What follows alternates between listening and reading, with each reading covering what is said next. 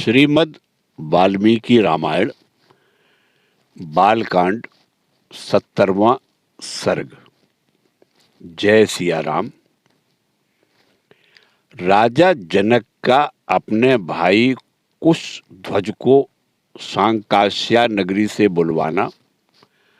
राजा दशरथ के अनुरोध से वशिष्ठ जी का सूर्यवंश का परिचय देते हुए श्री राम और लक्ष्मण के लिए सीता तथा उर्मिला को वरण करना।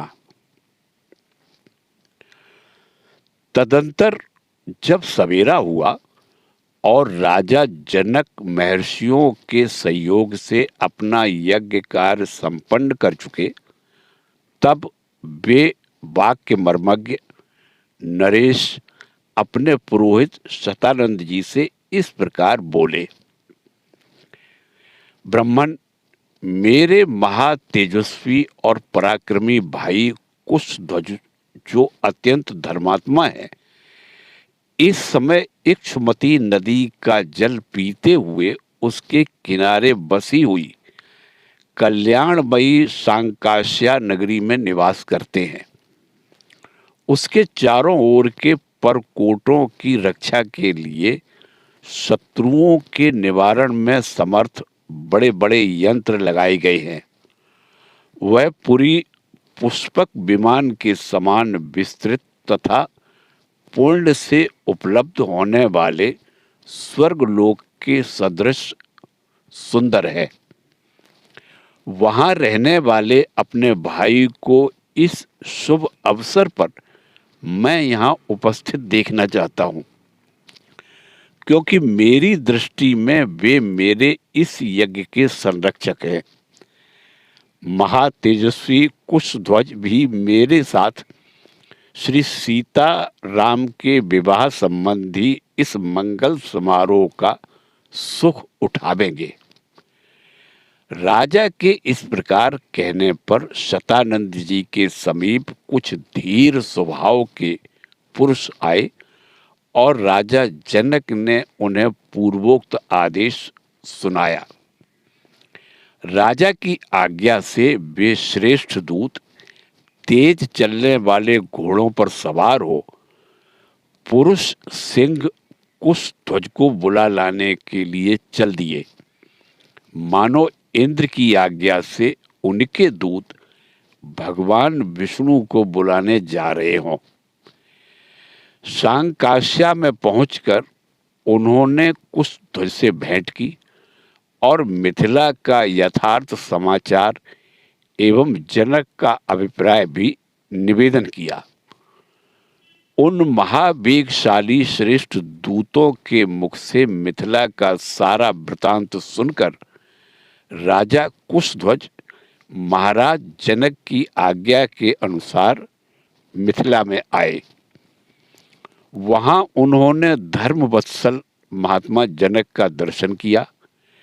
फिर शतानंद जी तथा अत्यंत धार्मिक जनक को प्रणाम करके वे राजा के योग्य परम दिव्य सिंहासन पर विराजमान हुए। सिंहासन पर बैठे हुए उन दोनों अमित तेजस्वी वीर बंधुओं ने मंत्री प्रवर सुदामन को भेजा और कहा, मंत्रीवर, आप शीघ्र ही अमित तेजस्वी इक्ष्वाकु कुलभूषण महाराज दशरथ के पास जाइए और अपने पुत्रों तथा मंत्रियों सहित उन दुर्जय नरेश को यहाँ बुला लाइए। आज्ञा पाकर मंत्री सुदामन महाराज दशरथ के खेमे में जाकर रघुकुल की कीर्ति बढ़ाने वाले उन नरेश से मिले और मस्तक झुकाकर उन्हें प्रणाम करने के पश्चात इस प्रकार बोले, वीर अयोध्या नरेश, मिथिलापति विदेहराज जनक इस समय उपाध्याय और पुरोहित सहित आपका दर्शन करना चाहते हैं। मंत्रीवर सुदामन की बात सुनकर राजा दशरथ ऋषियों और बंधु बांधवों के साथ उस स्थान पर गए जहां राजा जनक विद्यमान थे।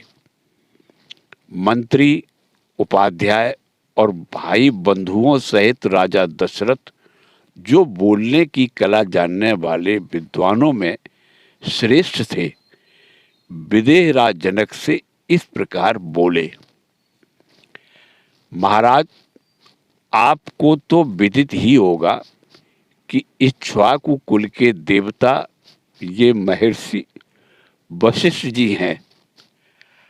हमारे यहाँ सभी कार्यों में ये भगवान वशिष्ठ मुनि ही कर्तव्य का उपदेश करते हैं और इन्हीं की आज्ञा का पालन किया जाता है। यदि संपूर्ण महर्षियों सहित विश्वामित्र जी की आज्ञा हो तो ये धर्मात्मा वशिष्ठ ही पहले मेरी कुल परंपरा का क्रमशः परिचय देंगे। यूं कहकर राजा दशरथ चुप हो गए।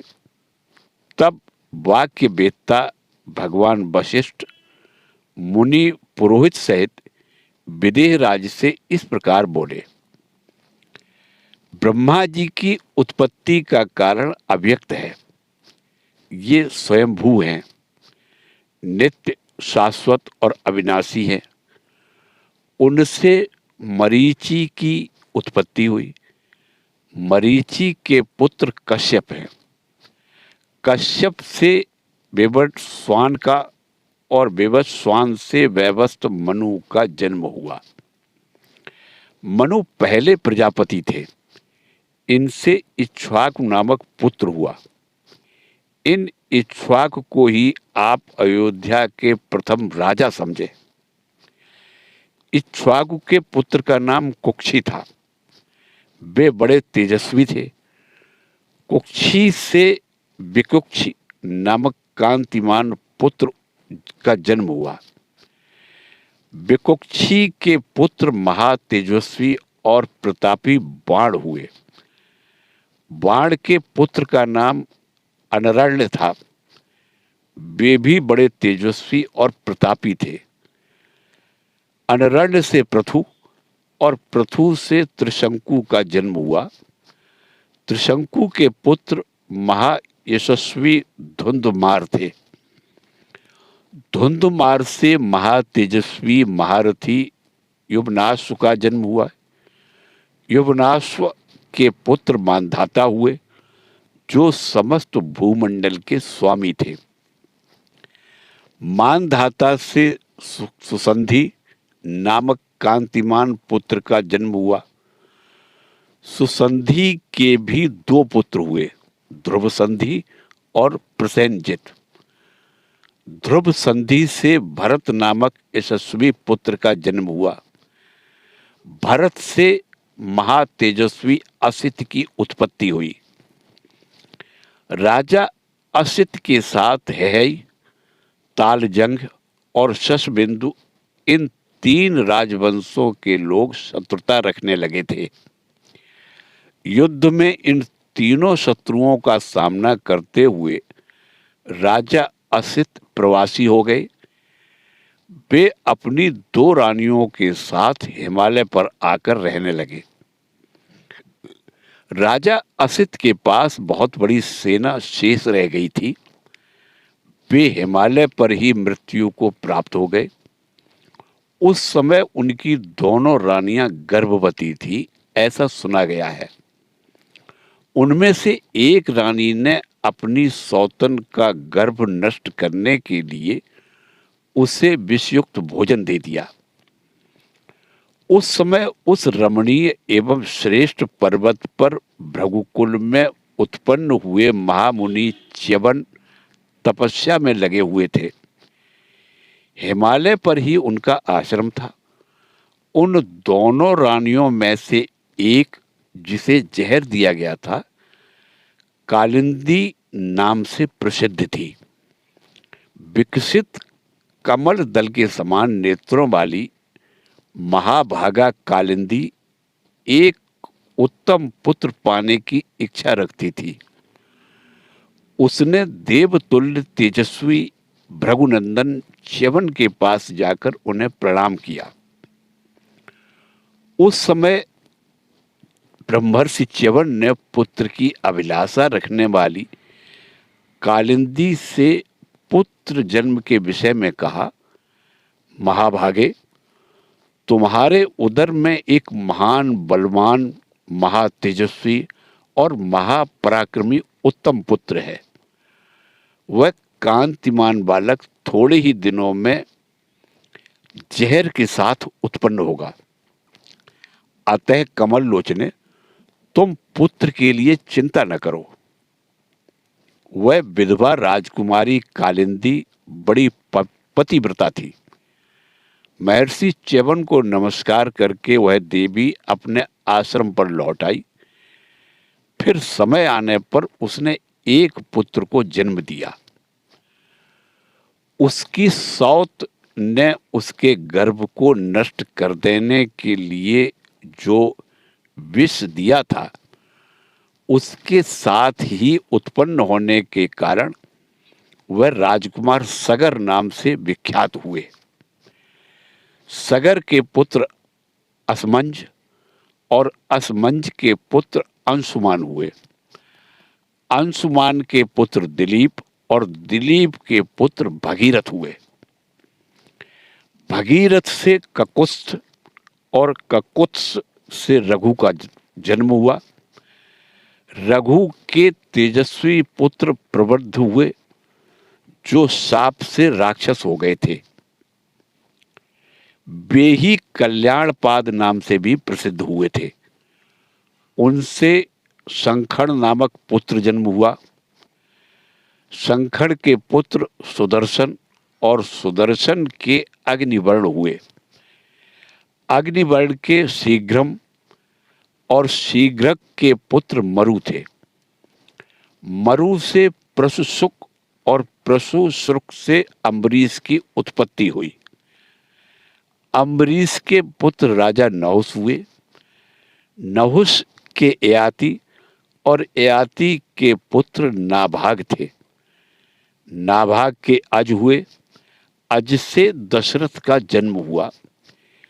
इन्हीं महाराज दशरथ से ये दोनों भाई श्री राम और लक्ष्मण उत्पन्न हुए हैं। इक्ष्वाकु कुल में उत्पन्न हुए राजाओं का वंश आदि काल से ही शुद्ध रहा है। ये सबके सब परम धर्मात्मा, वीर और सत्यवादी होते आए हैं। नरेश्वर, नरश्रेष्ठ, इसी इक्ष्वाकु कुल में उत्पन्न हुए श्री राम और लक्ष्मण के लिए मैं आपकी दो कन्याओं का वरण करता हूँ। ये आपकी कन्याओं के योग्य हैं और आपकी कन्याएं इनके योग्य। अतः आप इन्हें कन्यादान करें।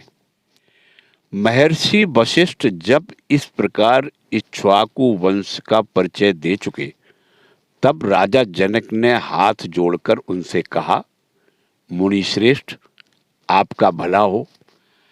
अब हम भी अपने कुल का परिचय दे रहे हैं। सुनिए। महामते, कुलीन पुरुष के लिए कन्यादान के समय अपने कुल का पूर्ण रूपेण परिचय देना आवश्यक है।